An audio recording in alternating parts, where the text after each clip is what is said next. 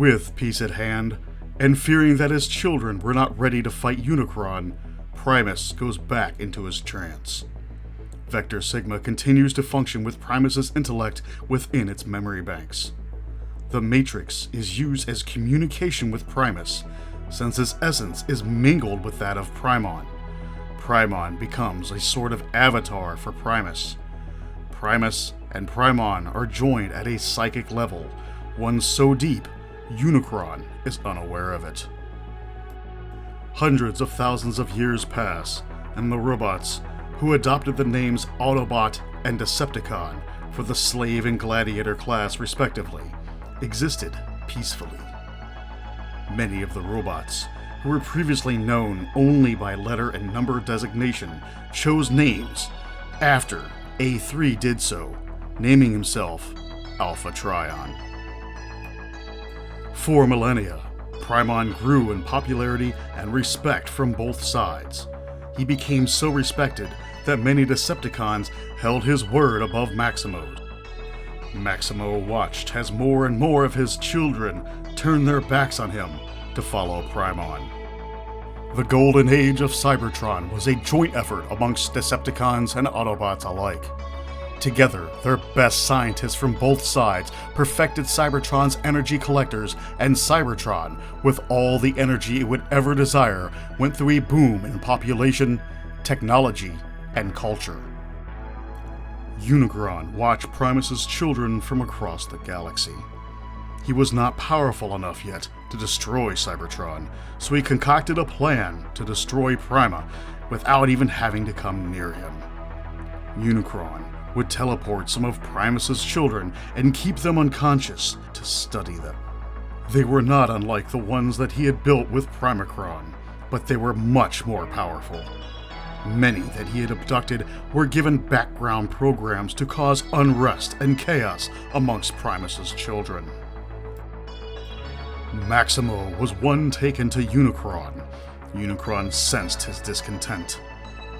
When he awoke Maximo, he made a proposal.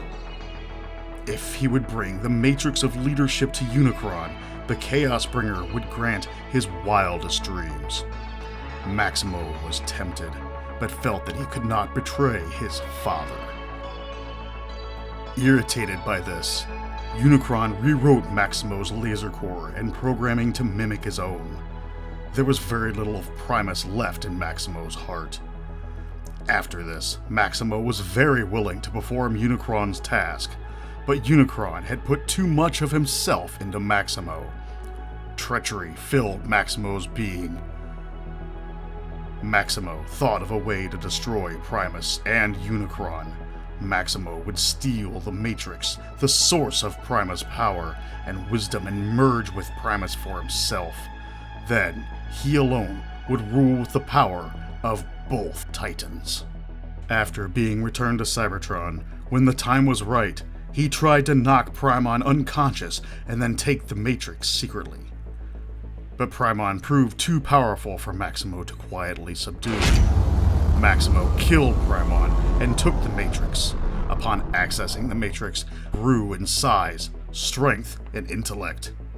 He then changed his name to Liege Maximo. Due to the changes made by Unicron, the merge was not smooth, and Liege Maximo was transformed into a hideous being.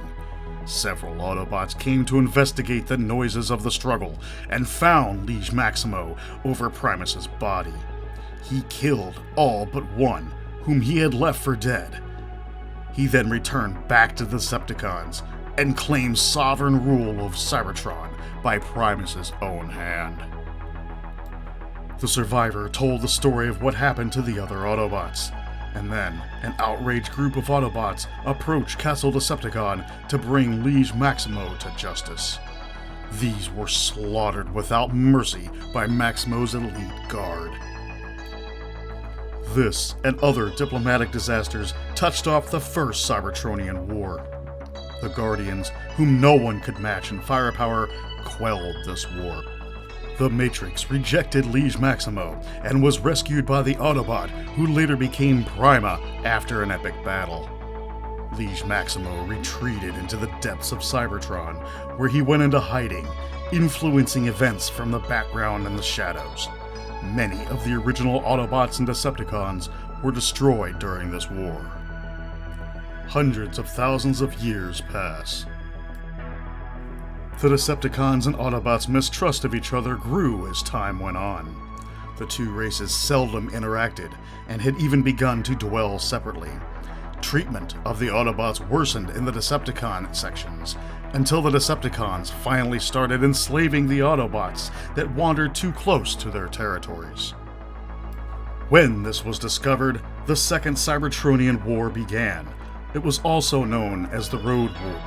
It was a very short-lived war again due to the intervention of the Guardians.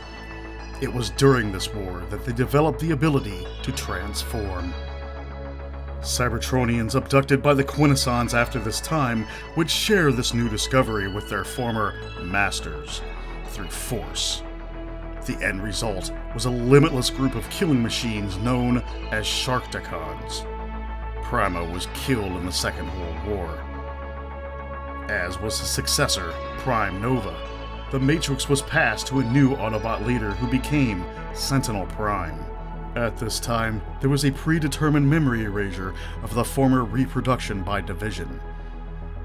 This was instituted by Primus and completely affected every other Transformer. Now, the only way for them to reproduce was through Vector Sigma, or the Matrix. After this, attempts at reconciliation were started, and looked as if they would succeed.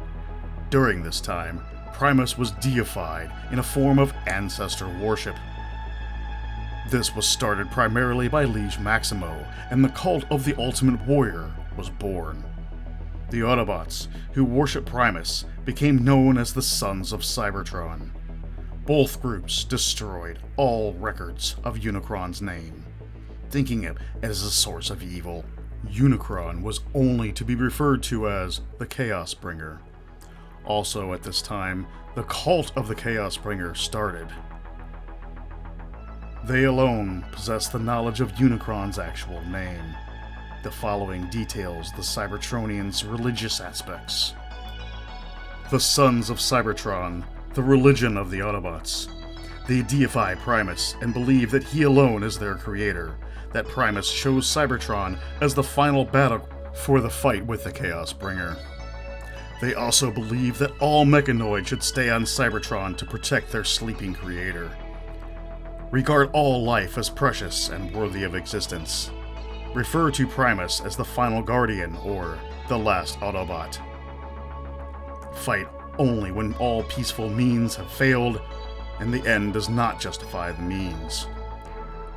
To them, till all are one means reuniting Primus's children. The Ultimate Warrior, the religion of the Decepticons. They also deify Primus and believe him to be their sole creator. They think that the best way to protect Primus is to take the fight to the Chaos Bringer, so that he will never come near Primus.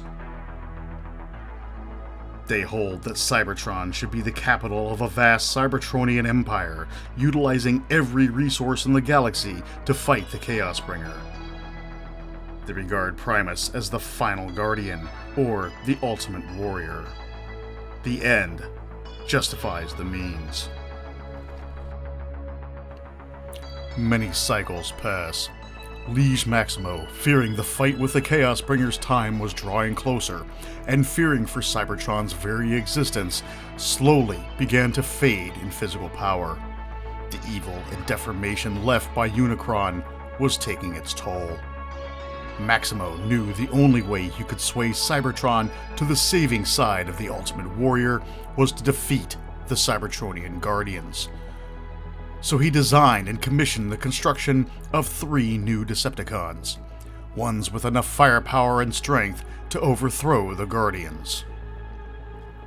His last great achievement was that of personal flight, which was bestowed upon the 3 not yet completed Decepticons. This process took many cycles, and near the end of their completion, Liege Maximo simply disappeared. Whether to die alone or manipulate other things from behind the scenes, he was never seen again. Shortly after, these three Decepticons were brought online. Their names were Shockwave, Soundwave, and Megatron.